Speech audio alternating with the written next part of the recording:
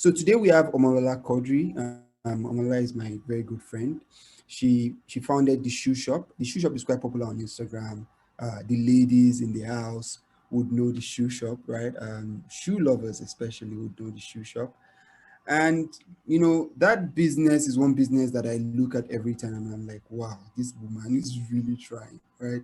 And uh, if you see her face, you wouldn't believe this, but she's a mother of two.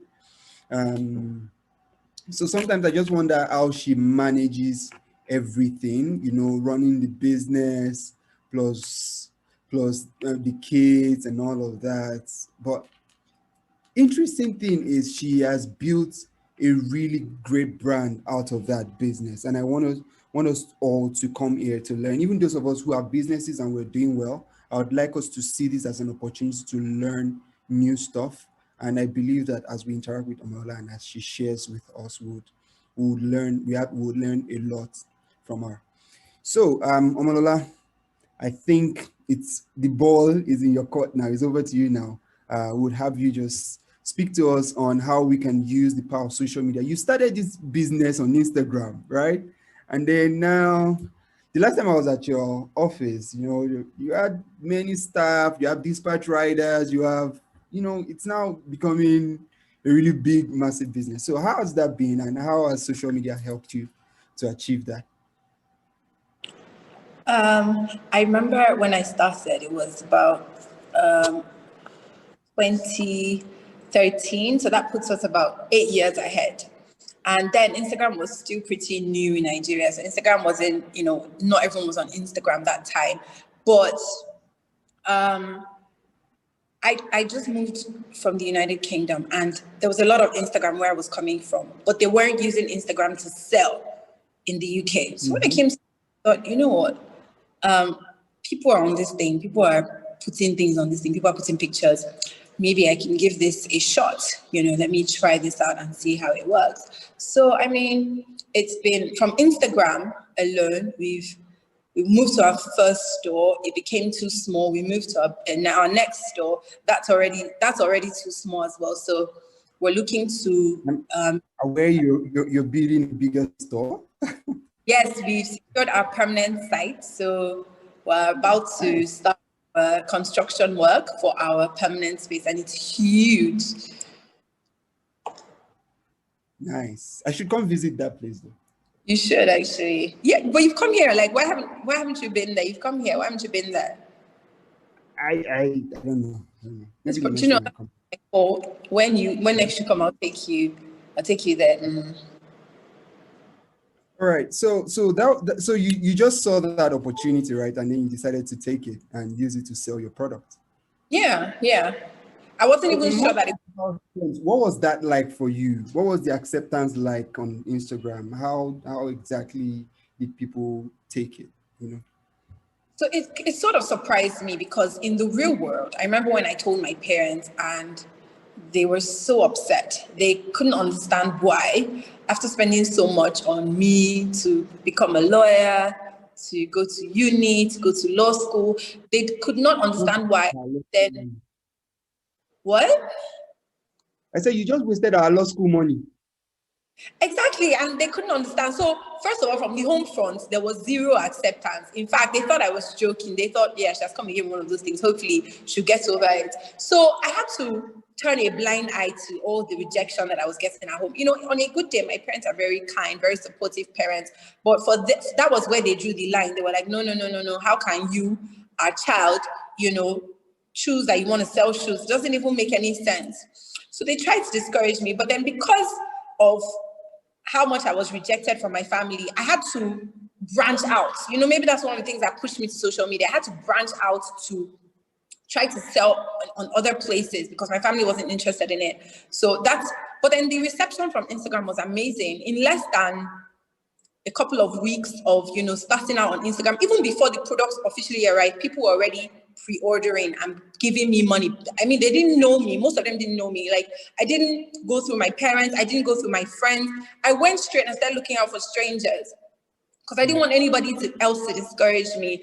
And people started, I remember the first 20,000 that I earned, It was from a random person in Lagos that I'd never met before. I remember her name, Marissa.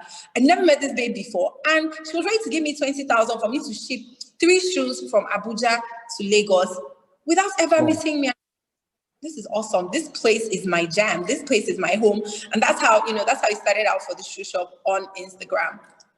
Till today, we have a huge, I'm confident to say that about 85% of our customers come from Instagram. The remaining probably come from Google Maps or just from Googling shoes in Abuja. They probably find us from there, but 85% come from Instagram.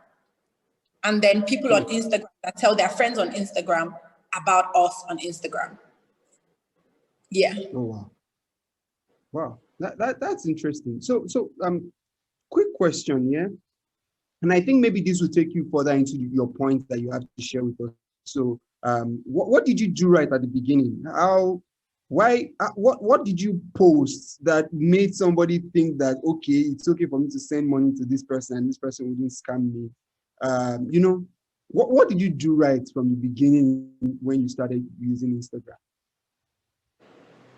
I'm going to be honest and say that I can't quite say that there was one thing that I did right, because I had just started. My face wasn't even there. So I didn't even know these people. They were utter strangers. But I think what happened at that point is there was such a deep need. Okay. I didn't just start my business out of, I want to start a business. I want to make some money. No, I started it because I had tried to find shoes to buy. Now, all my life, I've loved shoes. I've been obsessed with shoes.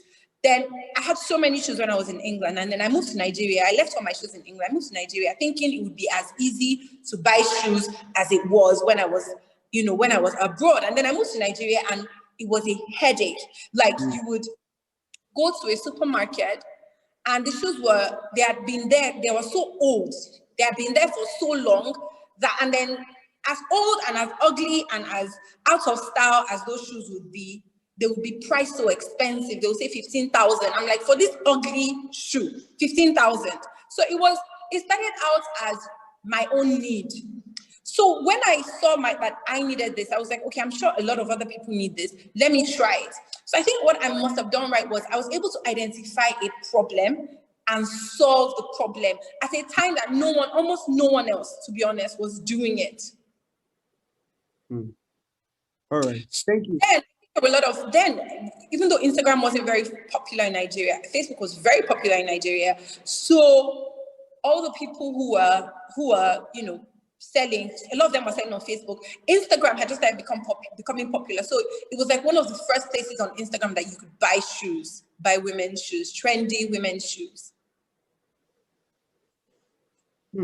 Nice. So you see, you just said something now. So it's not enough for you to just go to social media and say, I have this to sell, come and buy it. I have this to sell, come and buy it.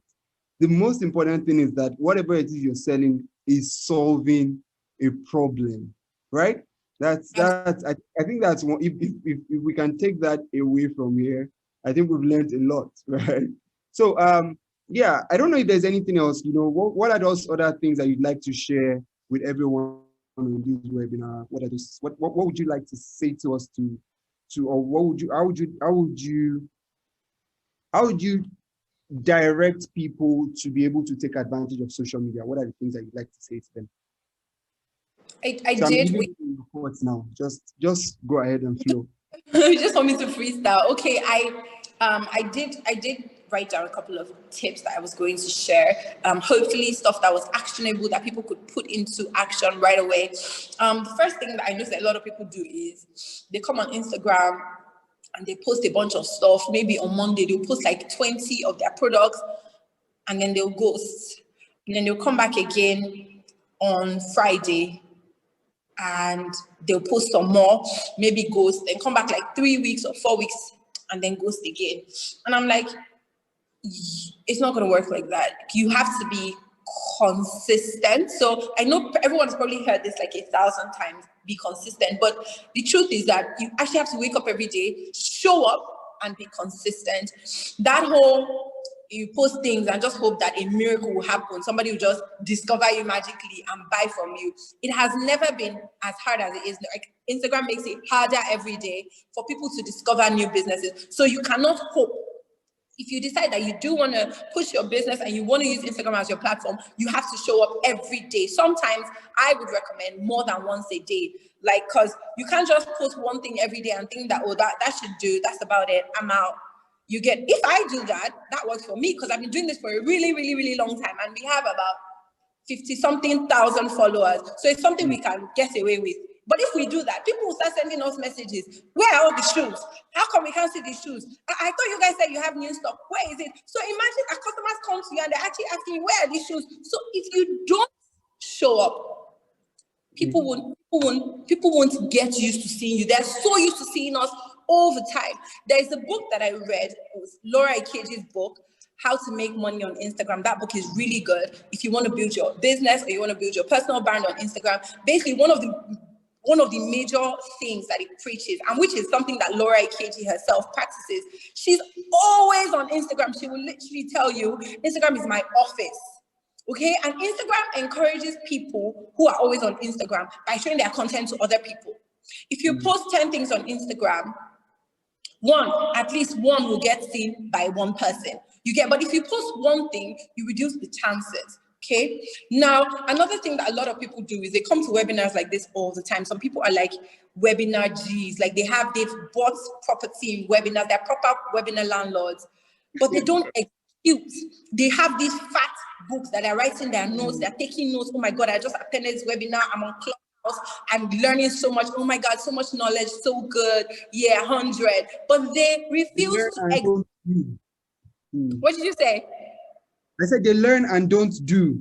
They just keep learning and then they don't do. They're just scared or they're just not ready to start. So it's not just about listening to webinars. Go and try it. Go and fail at it and then go and try it again. And then another thing, which I think is in fact, maybe I should have started from there, is that people don't really set goals. You say, okay, I want to start a business. Okay, great. You want to start a business? Fantastic. What do you want your business to do? I want to sell hair. I want to sell weaves. Okay. How many? You should have, some people would have a daily target, some people work for them. They will not sleep until they've sold 20 wigs that day. They will keep texting, keep posting, keep sending messages to people on WhatsApp until they've sold 20 wigs. And that's the level of consistency that you need. So basically, you have to set a goal. For us at the shoe shop, our goal is very simple. Before a particular time, we want to make sure that at least 1,000 pairs of shoes are leaving our store every month. At least one every month. Yes, and because I remember when we set this goal, we're probably about 200 and something. Now we're about 700 and something. But because we have something that we're working towards, so every month when we say that, we haven't reached our numbers yet, we start thinking, okay, what can we do to increase this number? What can we do to make sure that, okay, this month we increase from this 700 and something to maybe 800 and something, from 800 and something. So that's how you can't just say, I want to sell stuff. What is your goal? How many do you want to sell? How much? Some people, they set their goal in millions. Okay, I want to make 10 million. Good. Then you now decide, okay, how many of these things do I need to sell to make 10 million in profit? Some people say, okay, I want to sell, like me. Some people set their goals based on an amount based on a quantity. Some people set their goals based on an amount. But definitely, all you need to do is set a goal. Short-term goals, that's maybe like a monthly, weekly, daily goals, and then, or maybe annual goals. And then long-term goals, like in 5 years, what do you want this business to be? I definitely know that I want the shoe shop to be like a household name. Once people say the shoe shop, people know exactly what we're talking about. I want it to be a household name in Abuja first, and then to now spread horizontally around the rest of the country. But then we're already doing that by offering free nationwide delivery. So because we have a goal, we can now set different catalysts to spring us further into achieving that goal. Then it's not just about setting goals, because then you set goals. Another thing you need to do, and this is something that I think really, really works for me. People call it the law of attraction, but I just call it rereading your goals every day. So you write these goals, maybe on a piece of paper like this, read those goals every day. Or put it on a vision board and read the vision board every day. The purpose of reading every day is the more you read it, the more ginger you if that's the word, the more ginger you create in yourself to achieve these things that you have. So like this morning, I saw that, I had said that I told you again when you told me about the webinar, I said I didn't want to do it because, it's stressful and I'd rather just get paid to do it. But then I remember that you're my friend. But one thing I also remembered was that I told myself that I would speak more. I would talk to more people. Do you understand? About business this year. I told myself that I would do that. So, and because it's on my list of goals, it aligns perfectly. But imagine I didn't have goals. So it's not just about having the goals, like I said, every day, even if it's just for 5 seconds, read the goals. I write my goals as if they've already happened. The shoe shop has sold 1,000 plus shoes in the year 2021. So as you're reading it, it has already happened, it's past tense. So your mind now needs to catch up with what you've written down. Yeah. I learned this from my dad, because then my dad would call us some years later and say, look at what I wrote. I wrote that by 40, I'll become a professor. And exactly by 40 years on, in fact, we're doing his 40th birthday, we're celebrating his professor. Wow. He said, I wrote that by this age, I will be an essay. By this age, I will do this, I will do this. Everything he wrote down, he did. Wow. So you set the goals, you write it down every day, go back, read it. Let it push you. So even when you're tired, the fact that you read it that morning will still be on your mind and it will now remind you. Then another thing is, some people feel that once they tell their family and their friends about their goals, and they're about their business, they need to support them. Nobody owes you anything. Like, I'll just have to tell you, nobody owes you anything. Even your spouse, even your husband, your wife, your girlfriend, nobody owes you anything. The only person that owes you anything is yourself. You owe it to yourself to show up, to do right by yourself, to achieve your own goal. Nobody owes you anything. Everybody has their own problem. Everybody has their own, challenges. Everyone has their own goals that they want to achieve. So I don't know, nobody can help you. Like, they can try, they can do their best, but they don't owe it to you. Don't feel entitled to this help, to the support, or the encouragement from anybody. I told you, my parents have always supported me, but they did not support this goal for the shoe shop. They did not. It was maybe after like the first year when my dad saw that my room was always full of shoes. My dad went out and bought me a shoe rack. He said so that it's organized. So it started from there. He still wasn't supporting what I was doing. But he went and bought me a shoe rack. From shoe rack. He said, I know that there's this space that is available. It's close to the office. Do I want to go and look at it? Do I want to go and rent it? That's where he started from. Next thing now, anytime his friends are talking, before he was very ashamed to talk about his daughter is like a lawyer. Essentially, next thing, once his friends are talking, birthday, my daughter sells shoes. Your wife will find very nice shoes there. Go and buy shoes for my daughter. That's how it started. But it did not, imagine that I had let the words that they said to me in the beginning discourage me. And I said, well, since my parents say I can't do it, nobody's supporting me, I'm all alone, lonely, I am so lonely, and then I don't go ahead and do what I need to do for myself. So you need to show up for yourself. You owe it to yourself. Look at you. You deserve the best version that you can give yourself. So some people think that they should get angry or be mad or be upset when their family and friends don't buy from them, don't post about their business on Instagram, or go and buy from another person. Honestly, if I'm selling shoes and my family and friends are buying from another person selling shoes, man, it's because at that point, that person is doing something better than me. I just have to tell myself the truth. Either maybe the person has better shoes or better prices or a better deal. That's just the truth. So you can't get angry because somebody did not support you. It's not their fault. They can't see your vision as well as you can see it. It's your vision. It's your responsibility to see your vision, work towards it to the extent that they need you. They can't do without you. If they don't, imagine that the person who started maybe MTN or Glow, his family didn't support him in the beginning. Just imagine. Now, by the time you come back to it, in Nigeria, there are only about 4 or 5 mobile networks. You have to choose one. So at the end of the day, they will still end, if you're so good, be so good that they have no choice to come to you. Now, my parents buy shoes. My dad bought sneakers from me in November. He bought for my mom in December. My parents now buy shoes from me. All my friends, because I told you I didn't meet my friends to help me with this business because I was like, if my own parents that I came out of their womb cannot support me, let me go and look for people outside, because those people have not seen you finish. They've not seen you finish, so they will look at you with, even Jesus Christ had, when Jesus Christ went to Nazareth, to go and talk to his own people because they have seen him finish. They couldn't take him seriously. They're like, is it no carpenter's son? Is it not Joseph's son?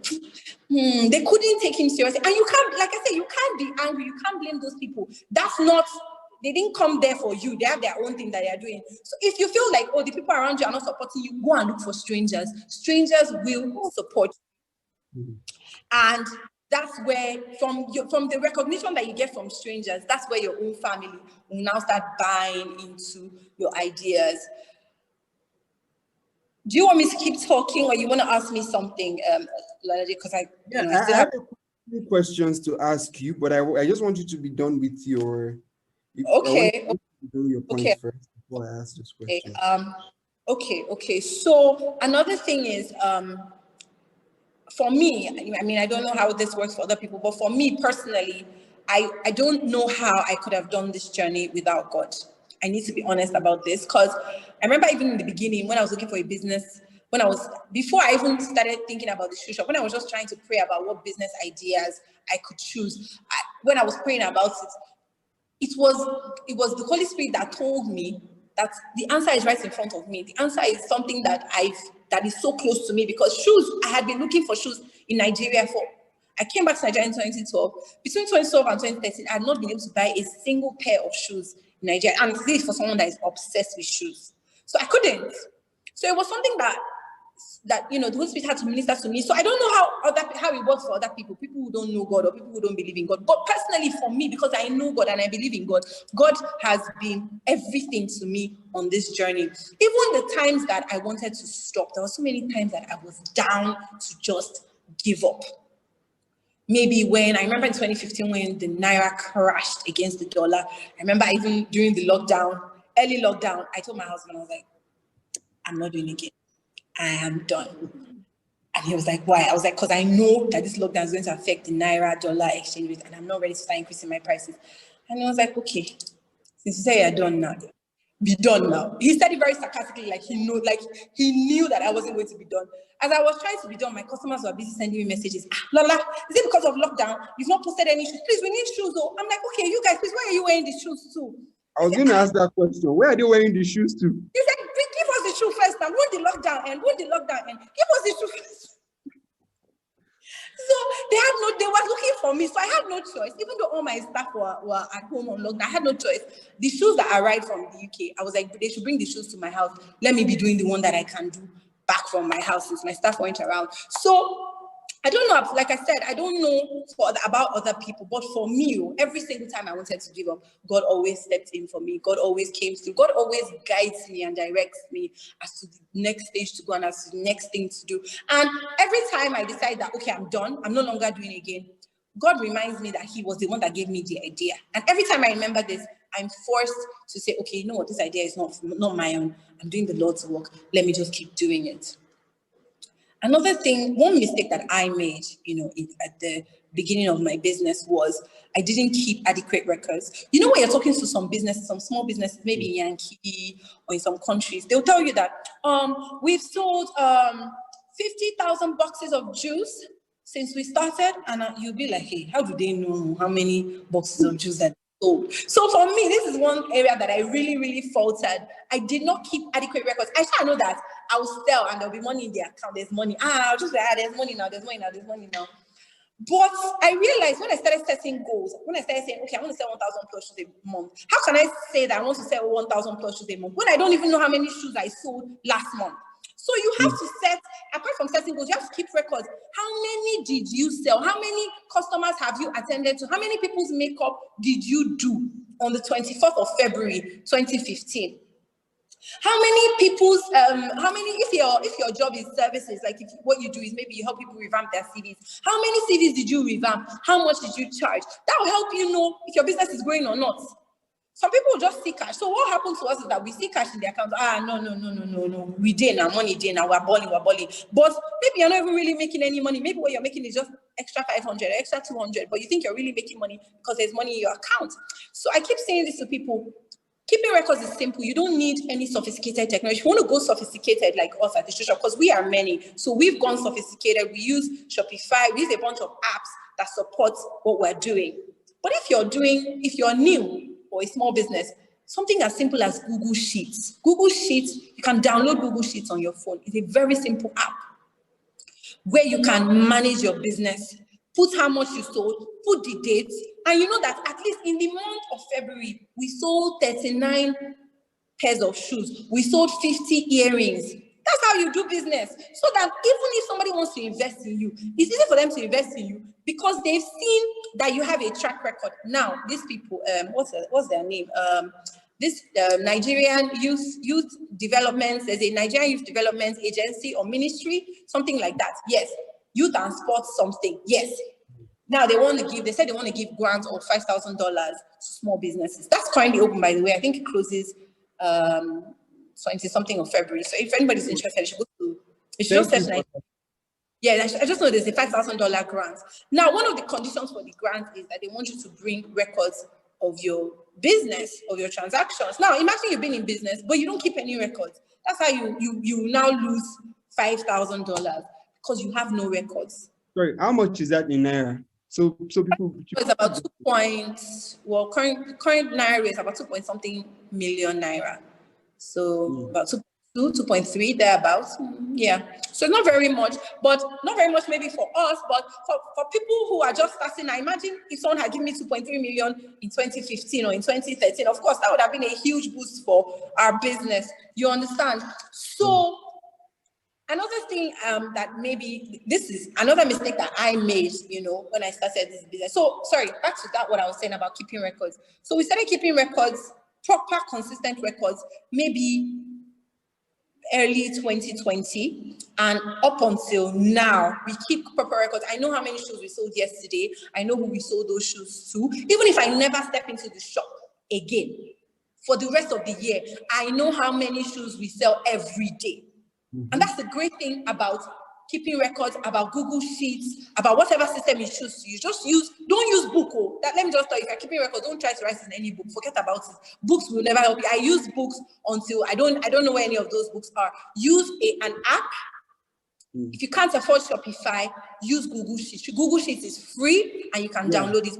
You know something, Lola. Last week when we started these webinars, we had one of the things we talked about are Google Suite tools that are free, right? And I remember that I spoke about those things, Google Sheets, and then a number of other things to help people to keep inventory and all of that. So I've come here again to mention the same thing, and I wasn't even there when you had that meeting. So I need to clean my screen. There's something on my screen that's troubling me. Yes, okay. I wasn't even there when you had that meeting, but I'm saying the same thing. Google Sheets is a very simple app, very light. You can use it on your phone. Another thing is growing up in a very Yoruba home. I don't know how other Yoruba parents talk to their children, but I know that one thing my parents always used to say is that we should not take any bank loans, any funding, any external, or any loans. They just talk about taking loans in general, borrowing money. They used to tell us one story about how one of our uncles, he took one loan, he used his cars, collateral, then the bank came, they collected everything, we should not collect loan, blah, blah, blah, blah, blah, blah, blah. So imagine growing up in that setting. So all my mind was, no, I'm not going to collect loan. Even when I obviously needed funding, I was like, no, I'm not going to collect loan. My bank would come to me. My bank used to come to me. They'll come to my office. They'll be like, hey, Lola, we have a facility to give you. We can give you X, Y, Z million. So I'm so interested. I'll be like, no, God forbid. No, I'm not doing loan. I don't believe in loan. And that I allowed that fear to hold me back for so long. So one advice I want to give to people so you don't make the same mistake that I made is if your business is profitable, like I said, this is the condition. If your business is profitable, and you will never know if your business is profitable if you do not keep records. Remember, I first said keep records. So if your business is profitable and you can see your business doing well, and even your bank, because I'll tell you, these banks, they are ready, they are hungry. And even your bank is approaching you to offer you money, then you already know that you have something to offer. Exactly. So you can take funding. Try to seek funding along the lines of single-digit interest rates. So banks, the loans that banks offer, they can be quite high, sometimes up to 10, 20, even 15% interest rate. So do seek funding, but seek funding as, look for funding that offers low interest rates, single digit interest rates. And the reason why I'm saying to seek funding is if you have a goal, okay, and the money in your accounts is okay for you to achieve your goal, then your goal is too small. Means you need to go and set a bigger goal, a scarier goal. If you have enough money for what you want to do right now, you need to want to do more. That's just true. Unless you're obviously copy Otedola, obviously, or somebody like that. But if you're just a regular person like me and you, then you cannot. Wait, you're in my screen now. Everybody has seen you because you didn't take your charger. So just ask me.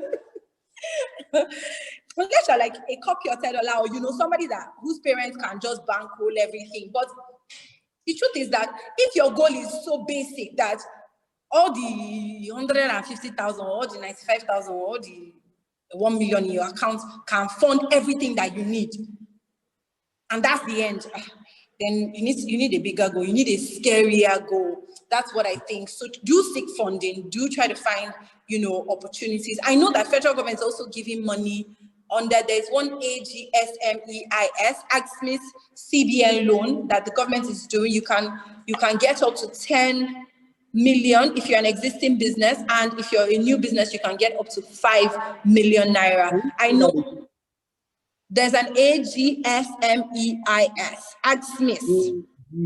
AGSMEIS. CBN loan, okay? CBN AgSmith loan. They're giving up to 10 million for existing businesses, 5 million for brand new businesses.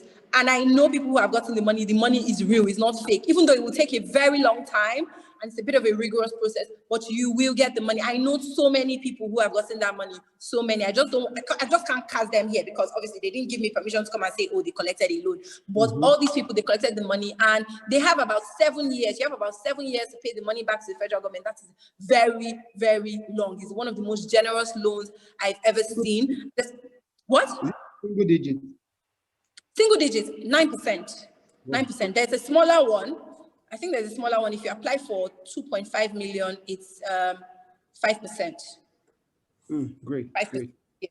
If it's above 5 million, it's 9%. If it's less than 5 million, it's 5%. Yes, that's the interest rate. So to me, it's quite decent. And like I said, if your business is profitable, you will make the money back in less than 7 years. You can pay everything back. So finally, I think another mistake, I think this is the last mistake that I think I made. I took too long before I started hiring people. I remember when I started this business, it was doing really well in the beginning, and I didn't want people to come and spoil it for me. I didn't want workers to come and spoil it for me. So I was doing everything by myself, every single thing. Even deliveries in Abuja, I would leave my house in the morning, pack all the orders in my boots. See, let me just say, I know some places in Abuja that I shouldn't know because of that thing. I would drive to some deep places just because I wanted to deliver. I'll meet my customers and they'll be so happy. I'm like, oh my God, you brought it by yourself? I thought you would send somebody. And I used to be so tired. My back would hurt. My feet would hurt. Imagine that I was actually investing that time in maybe doing other things that would bring more money for my business, but anybody can deliver the shoes, It took me time to get to that point of letting go. So at a point, that year, my boyfriend that time told me that, this your Agbero driver work that you're doing, it can't pay you, it can't pay anybody. Look for a company and pay them. So that's when I started, and I started looking for a company. This was maybe almost 4 years into the business, and I started looking for a company. Then another thing I needed to actually hire somebody to always be in the shop, because I wasn't always in the shop because I was also practicing law at the time. But it took me so long. I just didn't want to relegate it to anybody. I was just like, no, what if they talk to my customers anyhow? So customers will call me, they'll be in front of the shop, and I'll be in courts. I'll be in federal high court trying to do stuff for my dad, trying to do stuff for the office. At the point, I just had to hire somebody. I brought her on board. And what I wanted to say is, when you're hiring people, when you're delegating, don't just welcome somebody with your mouth and tell them that they should take your shop. Give them a document. Write down what you want. Write down processes. This is the time I want you to come to work. This is what I want you to do. This is how I want you to welcome the customers. The way we have our at the shoe shop, one thing I'm so proud of is our SOPs. Our SOPs, that's standard operating procedures. They are so sophisticated that if I choose not to step into my shop for the next 8 weeks, for the next 2 years, my shop will keep running, whether I'm there or not. Because it has taken me so much time. It took me almost 2 years to finish drafting the SOPs. But I've drafted everything to the extent that whether I go, whether I don't go, it's my choice. It's not because I'm not going there. Like, my going there, it does not mean that if I don't go, I will still eat. Okay, if I don't go, my business will still make money, enough money to pay my staff, to pay me at the end of the month. So, but if you don't write down your processes, if you just do everything by mouth, I'm sorry for you. But of course, this only applies for people who already have staff. If you're still a new business, if you're just starting out, do everything by yourself. If you're just starting out, if you can't do everything by yourself, do everything by yourself. The things that you must delegate, like delivery, please delegate delivery. Don't be like me, driving to 6th Avenue, Charlie wearing part. Don't be like me. Don't do it, girl. Don't do it, boy. Don't do it. All right. So you have taken everything out of me. I am done from my end. Okay, Yes. so we have one question. Maybe you take that question, then I would run through the ones I have written here, and then we can close. Okay, the question is from Ngozi, and it says, you say not to use books. However, an accountant suggested starting with a book in order to understand the data being captured before transferring to a software or e-tool. Which one is right? Okay, so my problem with books is I had a lot of books. I can't find any of them. Okay? So I'm not saying books are bad. If you're great at storing things, good. But like me, I know myself, I'm careless. And then my kids, they will come, they will write inside my books, they will tear some papers from my books.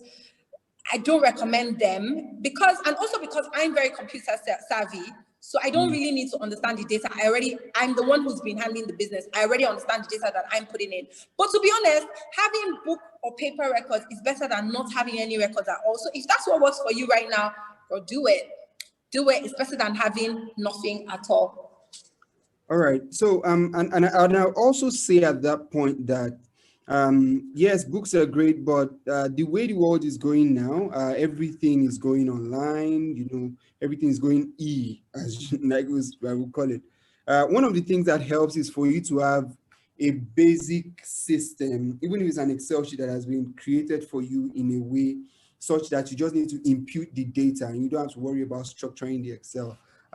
If there's anybody on this webinar and you'd like help with that, you can send a mail to me or to hello@ventoven.com, and then we can help you out with something basic that you can work with. I think that would set a foundation for people to be able to just impute stuff and then you take it on from there. All right, Amola, thank you very much. You've said a lot of things. I'm going to just run through the questions that I had written here. And my first question to you is, how do you come up with content? Because you always seem to have content, right? So how do you generate content? And this one is, I don't know, I think this one is personal to everyone. But the first thing that I would say is, so many people take themselves seriously. Stop taking yourself so damn seriously. It's not that serious. You just need to learn to play with yourself. So it's no, I don't mean it like that, but like how you, I don't know, like how you are when you are alone by yourself. Okay, you need to be able to let the world see that version of you. Just stop taking yourself so seriously. And another thing is, another reason why people seem unable to share content is because they care too much about what other people think about them. So you have an idea, you think about it, or you see an idea, you see somebody execute an idea, and you look at it and you're like, but if I post this now, what will people think about me? If I put this out, what will people say? People say, she's dancing on Instagram because of money. How much is this shoe that she's selling that she's dancing and disgracing herself? You need to stop caring about what people say, because at the end of the day, those people don't pay your bills. You pay your bills. So if you know that it's the dancing on Instagram that is paying your bills, girl, go ahead and dance. Give them Awilo, give them Shaku Shaku, give them all the new dance moves that are in town, because if you know that is what is bringing your customers to you. I'm sorry, I have to quote Laura AKG again because she's somebody that has made so much noise and also so much money off Instagram. She says that, you know, people used to actually call her names in the beginning. She was a cloud chaser. She was using her sister's platform to try to blow, to try to shine. But the truth is that on Instagram, okay, off Instagram, Laura has made more money off Instagram than Linda Ikeji. Linda Ikeji has made a lot of money off other platforms, like her blog, like her website, different things you get. But off Instagram, talking about Instagram money now, Laura's made much more. So it doesn't matter what people say about you now. What people say about her will not matter because she's cashing out. So at the end of the day, bro, we're all really just trying to cash out. I mean, I don't know about you, but I'm really just trying to cash out. So what people say about you should be at the bottom of your priority list. They'll laugh at you. Let them laugh now. After they laugh at you, then they'll follow you and they'll buy from you. At least you made them laugh. It's not better to make them laugh. Then finally, as regards to content, there's nothing wrong with copying people's content if you can recreate it and add your own touch. That's how I feel. Look at all these TikTok challenges and all these Instagram Reels challenges. It's people just recreating what other people did, but they're adding their own personality to it. They're adding their own flair. And what's that? You can copy the content, but just don't steal it. And when I say steal it, don't go and steal everything about somebody else, everything about somebody's challenge and now replicate for yourself. Introduce your own uniqueness. It's you that people care about. It's you that people want to see. So introduce your own vibe to it. Those are the 4 things that I have to say. Stop taking yourself too seriously. Stop caring what other people say about you. Stop caring that they will laugh at you. If they laugh at you, then very soon they will laugh until they roll into your bank account. So that's fine. Let them laugh at you. Finally, feel free to copy as long as you can recreate the content to a level that it doesn't look like copying anymore. Okay. Next question. There's another question now. The person says, I'm having issues putting extra money into my sponsored ad account. Please, how do I go about it? Maybe that question is for Vent Oven. Okay. All right. Yeah. To the best of my knowledge, maybe let me try and answer that question. I think one of the major issues we're having now, and it's a national problem, is that most of the banks and most of the cards are no longer allowed to do international transactions, right? So what I would suggest is for you to try out Barter by Flutterwave. It's a product by Flutterwave. That same thing. So yeah, definitely, of course. By Flutterwave that allows you spend dollar by removing it from your Naira account. They essentially give you a dollar account with a dollar card that you can now use to fund or buy anything or pay for sponsored ads and all of that, as though you own an account abroad, and you can use that to fund your account. So I think you should try that. The Barter is, I think it's spelled BARTER something. Let me ARTER. Yeah, that's correct. By Flutterwave, and by Flutterwave, yeah. $20,000 in a day. The limit is amazing. I'm just afraid that CBN will soon cancel it because CBN cancels every good thing in this Nigeria. So I don't really know.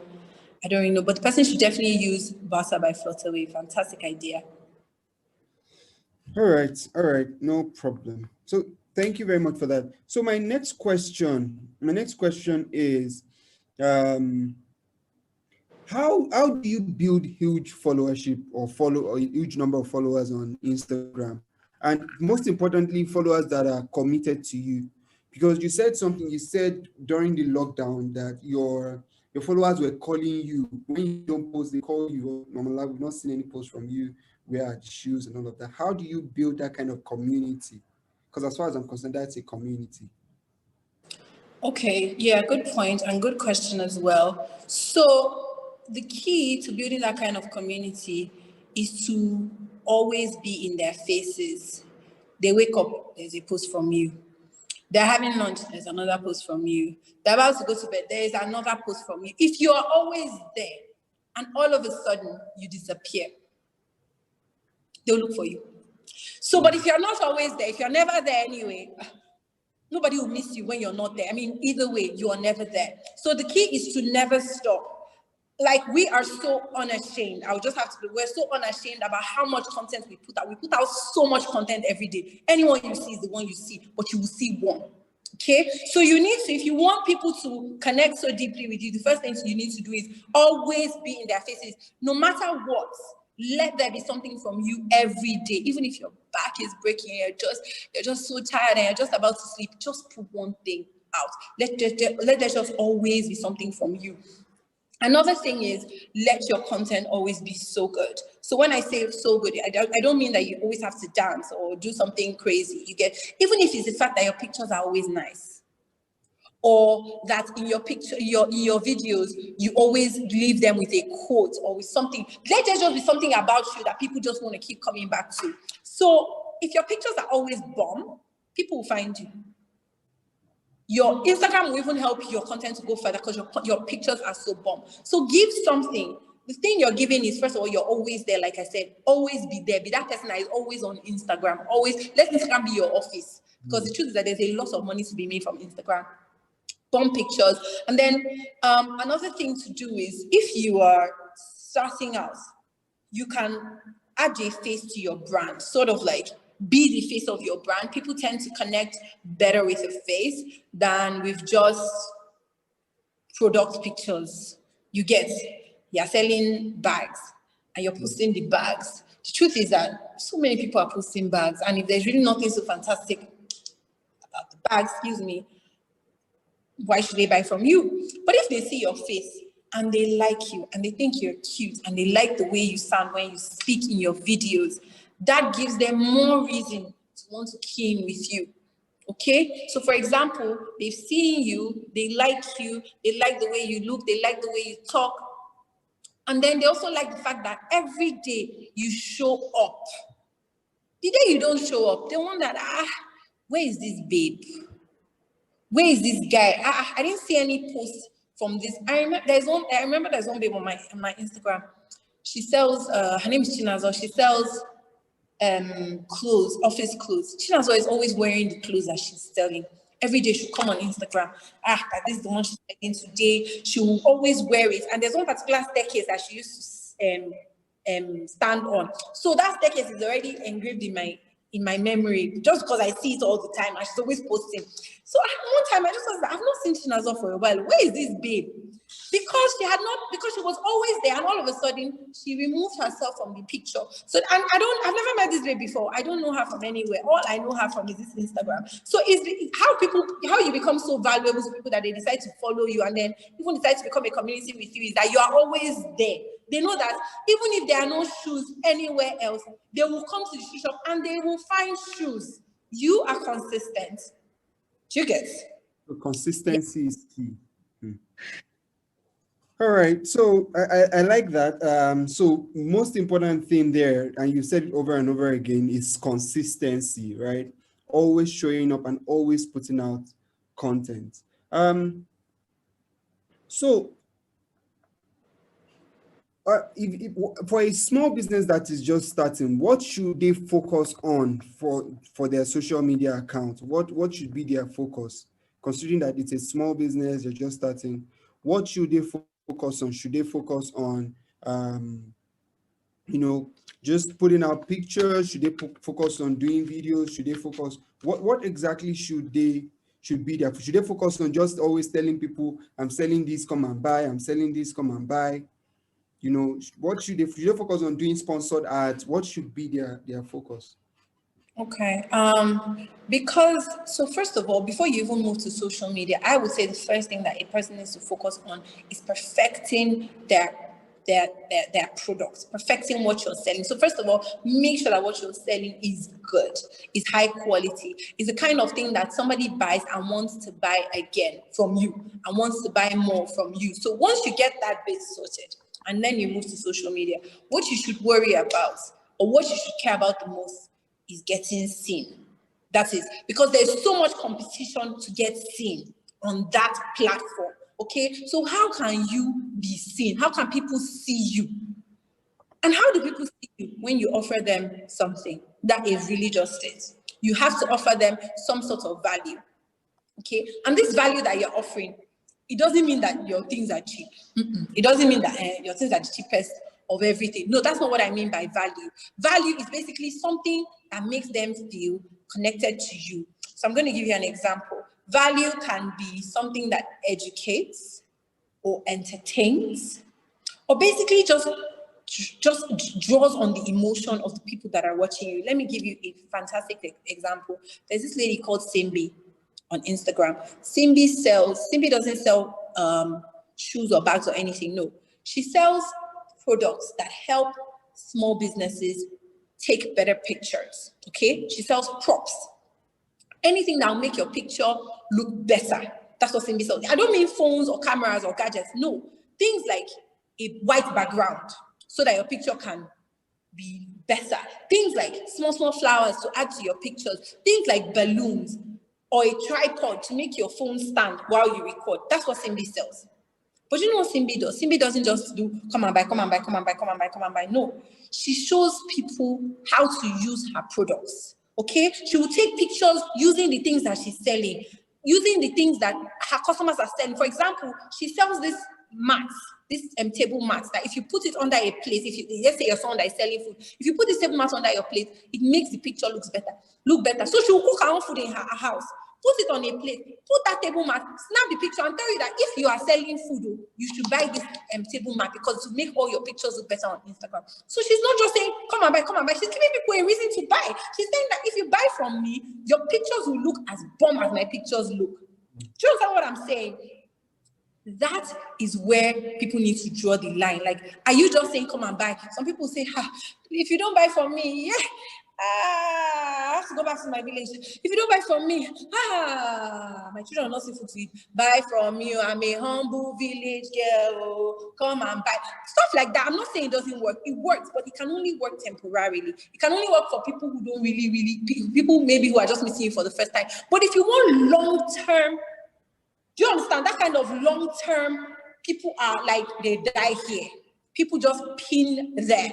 You need to offer them, they need to constantly feel like you are giving them something. Do you understand what I'm saying? This babe will do, there's this babe that will do this. In fact, we all know her, Trisha Biz. As much money as Trisha Biz makes from her webinars, Trisha Biz will still do free. Now she's doing one free monetize your knowledge course that she announced today. She'll still do free courses. She'll still give free ebooks because she's giving people value. Because if they feel like, oh, I'm getting value from this person, well, I can pay for whatever it is that they are selling. So they've given me so many things for free. Do you understand? And value may not always be giving of things for free. It may even just be the fact that you're making somebody laugh. Look at, back to Laura Ikeji now. Laura Ikeji, she didn't used to give anybody anything free. She just used to dance. She just wake up all day and be dancing on Instagram. And people found it so entertaining. They would laugh. They will enjoy it. They would dance too. Before they know it now, they love her. So it's just that, what are you giving you? What are you giving them? It's not just what are they giving you, they should come and buy from you. What are you giving back to these people? Are you making them laugh? Are you making them cry? Are you making them rethink how they live their lives because of what you're offering? All right. So what are some of the do's and don'ts for? I think you've already mentioned some, but is there any that you'd like to see? I think you've mentioned a lot, right? Yeah, so you said three what? 3 do's? I said, what are the do's and don'ts? But I guess you've already mentioned a lot already. So yeah, I think we can skip that. Is there any tool, or are there any tools that you'd recommend for people that would help them better take advantage of their social media account and use it to build their businesses? Not a tool per se. For me, I don't play with my iPhone because all the tools and all the apps and everything that I need is there. So no matter how broke I am, I just make sure that I have a really good iPhone. All my staff, I bought iPhones for all of them because to me, I understand the value and how useful it has been. Are you still hiring? What? Are you still hiring? No, not currently. No, we're done now. Thank you. We're good now. Let me know when you have an opening so I can. So me, I don't play with my iPhone. I know some people say like Androids are just as good as, but I noticed that we make a lot of sales on Instagram stories, okay? We do a lot on Insta stories. And I know that as good as Androids are, their quality for Insta stories is quite, it's just not good enough, not gonna lie. So Don't let the Android people catch you. I don't want them to catch me, so let me just keep quiet. Let me just say, just have a really good phone. If you don't have money for anything else, so have a really good phone. A phone that you can download your Canva app, your Snapseed app, your Facetune app, whatever it is business that you're doing, your editing apps, your preview, your scheduling post apps, your Twitter, have a really good phone. That's what I would say. And a phone that takes really good pictures as well. And me, that's why I keep talking about iPhones. But like for me, my number one tool for doing business is my iPhone. Okay. So what you mentioned some apps and you said scheduling apps, you mentioned what are those apps, please? I think you should just tell us, just name them so that people can know them. So if you want to do like graphics, Canva is really good. Canva is a really good app and it's mostly free. There's a pro version, but it's mostly free and it's great. If you want to do collages, there's an app called Photo Grid or something. Photo Grid. Pick Mix. You'll find one of those collage apps as well. Yeah, but photo something. If you want to do Instagram Reels and TikToks. TikTok's a really good app for stuff like that because you get a lot of engagement with videos. If you want to edit your videos, Facetune 2 will help you to edit your videos really well. So it's a really good app. If you're taking pictures and you notice that when you post the picture, Instagram crops the top or the bottom of your picture, then you need to download an app called either Insta Square or Square Edit. That helps you to shrink the size of your picture and put a white frame around it and prevent Instagram from cropping out the important part of your picture. Snapseed is very, very good for editing. For example, if you take something on a white background and the background looks dull and you want the picture to pop, use Snapseed, Facetune. And the iPhone itself has a really good editing feature that you won't even need other apps for. So definitely, yeah, just get an iPhone. But yeah, that's about it. All right. So you mentioned you said something, and I wanted to ask you a question when you were talking about the shoe shop paying your staff and paying you. Are you on a salary? Yes, I have to be on a salary because Why is that important? Can you tell us why that is important for entrepreneurs to put themselves on salaries?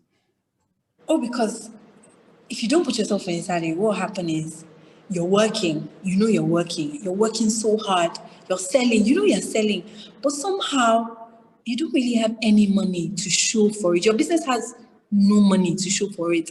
I like even me, this is even something that I've experienced that has happened to me. I remember maybe the first couple of years, I just know that I was working. I will go, I'll do deliveries, blah, blah, blah. I'll not take all the money at the end of the month. I used to buy more shoes. So I'll never pay myself. If I now need to buy something urgently, I'll take out of that same money and go and buy it. So there was no structure, there was no system. My money and the business money was joined all in one. Now, the reasons why you cannot do that. Number one, you're spoiling your business. In fact, your business needs to sack you. If that's what you're doing, your business needs to sack you. Your business needs to pay you a separate salary. And there was a coach, one of my coaches was telling me, Coach Nancy, she was telling me that your business should not pay you more than 30% of your profits. So you first need to sit down, calculate what your profits are. Your business should not pay anything more than 30% of your profits. Your business is already overpaying you. And another reason why you need to separate yourself from the business is if you keep dipping into your business, you don't know when you want to eat out of your capital. Okay. You go and eat out of your capital. So how do you keep growing? How do you keep growing your business? Another key thing is that you need to keep reinvesting in your business. But how can you reinvest in your business when you spent all the money buying Bone Streets? Bone Street is a big problem. The problem everywhere. All right. So, what are your last words for entrepreneurs? What are your last words? What